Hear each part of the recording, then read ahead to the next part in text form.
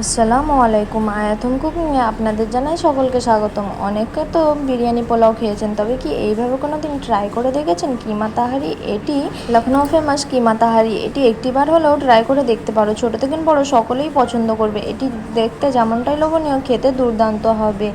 এটি বানানো খুবই সহজ, চটজলদি বাড়িতে থাকা উপকরণ দিয়েই বানিয়ে নিতে পারবেন। তবে এই রেসিপিটিতে থাকে কিছু সিক্রেট মশলা, যেটি কারণে তাহারির স্বাদটাকে দ্বিগুণ বাড়িয়ে দেয়। তবে কিভাবে এই ঝরঝরে তাহারির রেসিপিটি বানাবেন, সেই রেসিপিটি আজ আমি শেয়ার করব। তবে স্কিপ না করে পুরো রেসিপিটি দেখার অনুরোধ রইল। রেসিপিটি স্কিপ করে দেখলে তাহলে অনেক টিপস অ্যান্ড ট্রিক্স থাকবে যেটি ফলো করতে পারবেন না। তবে চলো রেসিপিটি শুরু করা যাক। প্রত্যেকবারের মতন শুরু করার আগে অনুরোধ জানাই, রেসিপিটি ভালো লাগলে লাইক কমেন্ট শেয়ার করে যাবেন। আর যারা আমার চ্যানেলে নতুন, চ্যানেলটিকে সাবস্ক্রাইব করে পাশে থাকবেন। প্রথমে আমি একটি পাতিল বসিয়ে নিয়েছি। পাতিলের মধ্যে দিয়ে দিচ্ছি হাফ কাপ পরিমাণ তেল। এখানে আমি অল্প মশলা দিয়েই রেসিপিটি বানাবো, তাই বেশি তেল মশলার এখানে প্রয়োজন নাই। ওই হাফ কাপ মতন তেল দিলেই হবে। তেলটা এবার আমি গরম করে নেব। এখানে আমি বড় মতন পাতিল নিয়েছি, যেহেতু আমি পুরো প্রসেসটাই এই পাতিলের মধ্যেই বানাবো, তাই আমি এখানে বড় পাতিলটাই ইউজ করছি। বড় পাতিলের মধ্যে বানালে ভাতগুলোও ঝরঝরে হবে আর সুন্দরভাবে একটা একটা হয়ে থাকবে। এবার তেলটা গরম হয়ে আসা পর্যন্ত অপেক্ষা করতে থাকবো। তেলটা গরম হয়ে আসলে এখানে আমি দিয়ে দেব কিছু স্লাইস করে রাখা পেঁয়াজ। এখানে আমি 1 কাপ পরিমাণ পেঁয়াজ নিয়েছি।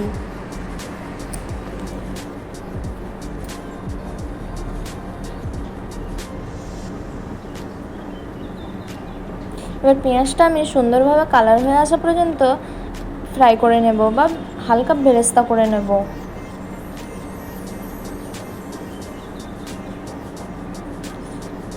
এখানে পেঁয়াজটা বেরেস্তা হয়ে গেছে, দেখে নিশ্চয়ই বুঝতে পারছেন যে সুন্দরভাবে কালার চলে এসেছে। এবার এখানে আমি দিয়ে দেবো কিমা। এইভাবে আমি পেঁয়াজটাকে প্রথমে কালার করে নিয়েছি। পেঁয়াজ বেরেস্তাটা সুন্দরভাবে করে নিতে হবে আগে প্রথমে।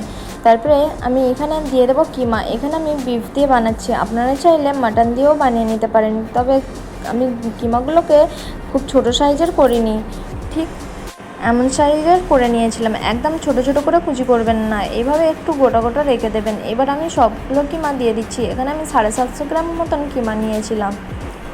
এখানে কিমাটা এবার পেঁয়াজ বেরেস্তার মধ্যে দিয়ে সুন্দরভাবে কষিয়ে নিতে হবে, যতক্ষণ পর্যন্ত না কিমার কালারটা চেঞ্জ হয়ে আসে।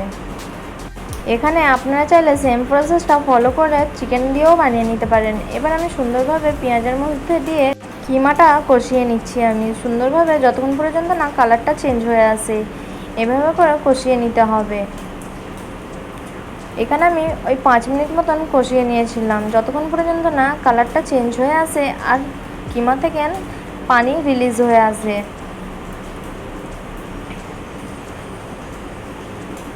এখানে হালকা হালকা পানি ছেড়ে দিয়েছে, দেখে নিশ্চয়ই বুঝতে পারছেন। এই পর্যায়ে আমি দিয়ে দেবো কিছু গোটা মশলা। মশলার মধ্যে আছে সামরিচ আর গোলমরিচ। সামরিচ এইরকম একটু ডান্ডি থাকে, তাকে বলা হয় সামরিচ। নিয়ে নিচ্ছি 1 টেবিল চামচ পরিমাণ সামরিচ আর গোলমরিচকে মিশিয়ে, 1 চা চামচ পরিমাণ সাজিরা, দারচিনি 2টো টুকরো, আর নিয়েছি 4 থেকে 5টা লবঙ্গ আর 2টি বড় এলাচ। এবার সুন্দরভাবে ওই কিমার মধ্যে দিয়ে কষিয়ে নিতে হবে। এবার গোটা মশলাটা কিমার মধ্যে ততক্ষণ পর্যন্ত কষাবো যতক্ষণ পর্যন্ত না একটা সুন্দর গন্ধ ছেড়ে আসে। ওই 5 মিনিট মতন এখানে আমি হাই ফ্লেমে কষিয়ে নিচ্ছি। এই পর্যায়ে আপনারা লক্ষ্য করছেন নিশ্চয়ই আমি কোনো রকম পানি ব্যবহার করছি না। বিফের মধ্যে দিয়ে বা কিমার মধ্যে দিয়ে যে পানিটা রিলিজ হবে সেই পানিটা দিয়েই আমি এখানে রান্না করছি। এই পর্যায়ে আমি এবার দিয়ে দেবো আদা রসুনের পেস্ট। এখানে আমি 2 টেবিল চামচ পরিমাণ আদা রসুনের পেস্ট দিয়েছি। এখানে ফ্রেশ আদা রসুনের পেস্টটা দেওয়ার চেষ্টা করবেন, তাহলে রেসিপিটি খুব সুন্দর হবে। এবার আদা রসুনের পেস্টটা দিয়ে আমি আরও 2 থেকে 3 মিনিট মতন কষিয়ে নেব।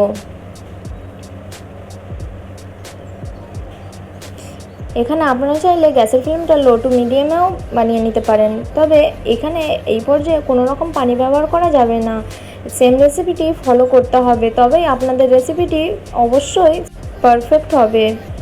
এবার আমি সুন্দরভাবে কষিয়ে নিচ্ছি।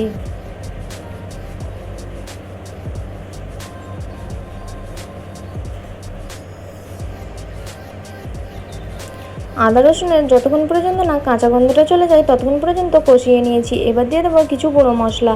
এখানে দিয়েছি আমি স্বাদ অনুযায়ী লবণ, 1 চা চামচ পরিমাণ হলুদ গুঁড়ো, 2 টেবিল চামচ পরিমাণ জিরে গুঁড়ো আর 1 টেবিল চামচ পরিমাণ কাশ্মীরি লঙ্কার গুঁড়ো।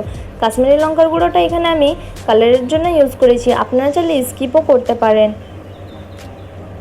কাশ্মীরি লঙ্কার গুঁড়োর বদলে এমনি লঙ্কার গুঁড়োটাও আপনারা ব্যবহার করে নিতে পারেন। এবার মশলাটা সবটুকু আমি দিয়ে সুন্দরভাবে কষিয়ে নিচ্ছি ওই 2 থেকে 3 মিনিটের জন্য, যাতে মশলার কাঁচা গন্ধটা চলে যায়।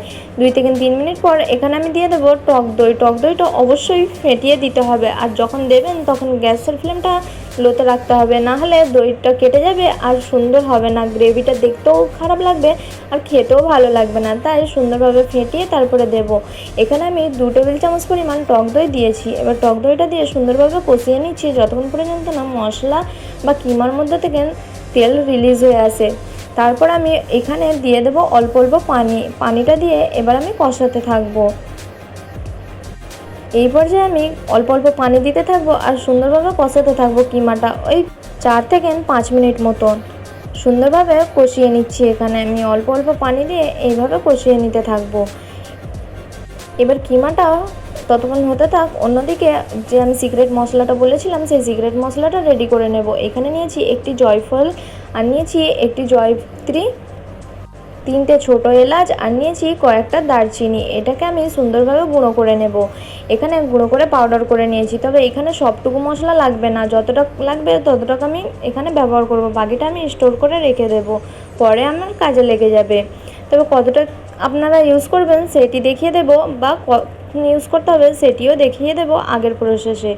এবার চলে যাচ্ছি, দেখুন কিমাটা সুন্দরভাবে কষানো হয়ে গেছে, কালারটাও সুন্দরভাবে চেঞ্জ হয়ে এসেছে আর মশলার গন্ধটাও চলে গেছে, আর মশলার মধ্যে থেকে বা কিমার মধ্যে থেকে তেলটা রিলিজ হয়ে এসেছে অনেকটা। এইবারে আমি এখানে দিয়ে দেব টমেটো। এখানে আমি মাঝারি সাইজের 4টে টমেটোকে এইভাবে রাফলি চপ করে নিয়েছিলাম বা বড় বড় করে স্লাইস করে নিয়েছিলাম। এবার আমি টমেটোটাকে দিয়ে সুন্দরভাবে কিমার মধ্যে কষিয়ে নিচ্ছি ওই 3 থেকে 4 মিনিট মতন। যখন টমেটোটা হালকা নরম হয়ে আসবে সেই পর্যন্ত আমাকে এখানে কষিয়ে নিতে হবে। টমেটোটা পুরোটা গলাবার চেষ্টা করবেন না, এই রেসিপিতে টমেটোটা হালকা গোটা গোটা থাকে। এখানে আমি দিয়ে দিচ্ছি কয়েকটা কাঁচা লঙ্কা। এখানে ঝালের জন্য আমি কাঁচা লঙ্কাটা ইউজ করছি, আপনারা ঝাল না খেতে পছন্দ করেন তাহলে কাঁচা লঙ্কাটা স্কিপও করতে পারেন। এখানে আমি 3 থেকে 4টে কাঁচা লঙ্কা দিয়ে দিচ্ছি। এবার কাঁচা লঙ্কাটা দিয়ে টমেটোর সাথে সুন্দরভাবে কষিয়ে নিতে হবে কিমাটা। এখানে 5 মিনিট মতন কষিয়ে নিয়েছি আমি।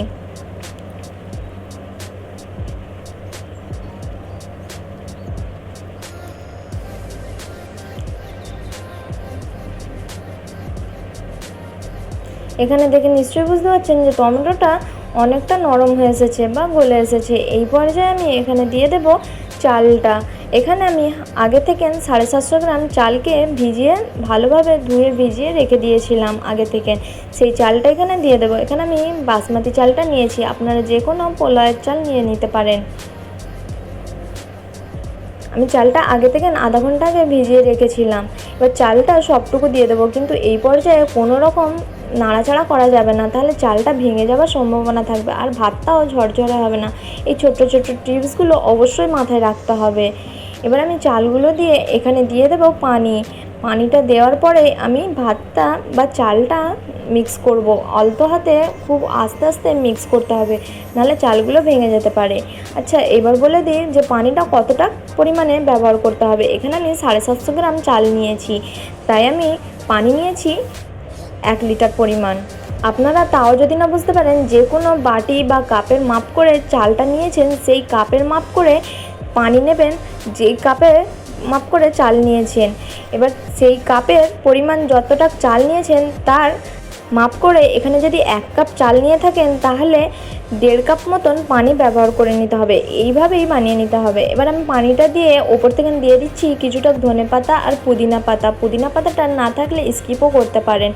দিয়ে দিচ্ছি সেই খুশবু মশলাটা। এখানে 1/2 চা চামচ পরিমাণ খুশবু মশলাটা ইউজ করছি। মশলাটা বেশি ইউজ করা যাবে না, যেহেতু মশলাটার মধ্যে অনেকটাই খুশবু থাকে, নামে পরিচিত এই মশলাটার খুশবু, তাই এটি বেশি ইউজ করবেন না। 1/2 চা চামচ পরিমাণই এটা ইউজ করলে যথেষ্ট।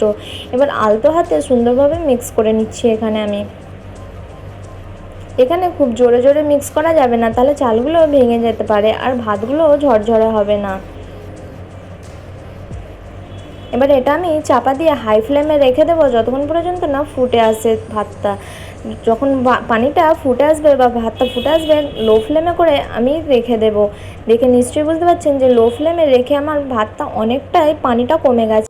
আরও আমি 10 মিনিটের জন্য লো ফ্লেমে দমে রেখে দেবো। অন্যদিকে আমি এই তাহারির সাথে সার্ভ করার জন্য চাটনি বানিয়ে নিচ্ছি। তার জন্য এখানে পুদিনা পাতা, ধনে পাতা, কাঁচা লঙ্কা, আদা আর নিয়ে নিচ্ছি 2 টেবিল চামচ পরিমাণ টক দই আর একটি মিডিয়াম সাইজের টমেটো আর একটা ছোটো সাইজের টমেটোকে পুড়িয়ে নিয়েছিলাম। এবার এর মধ্যে দিয়ে আমি সুন্দরভাবে পেস্ট করে নিচ্ছি। এখানে হাফ কাপ পরিমাণ ধনে পাতা নিয়েছি, 1 মুঠো পরিমাণ পুদিনা পাতা নিয়েছি আর কাঁচা লঙ্কাটা আপনারা আপনাদের পছন্দ মতন নিতে পারেন টেস্ট অনুযায়ী।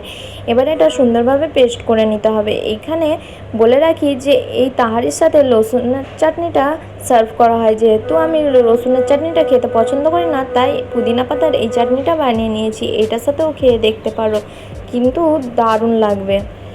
এখানে পেস্ট করা হয়ে গেছে। এবার এর মধ্যে আমি দিয়ে দিচ্ছি কিছুটা বিট লবণ, স্বাদ অনুযায়ী বিট লবণ দিয়ে দিচ্ছি হাফ চা চামচ পরিমাণ চাট মশলা আর দিয়ে দেবো হাফ চা চামচ ভাজা মশলা আর দিয়ে দেবো 1 চিমটি পরিমাণ হিংটা দিলে খেতেও ভালো লাগে আর পেটের পক্ষেও ভালো। এবার এটি সুন্দরভাবে মিক্স করে নিচ্ছি আমি।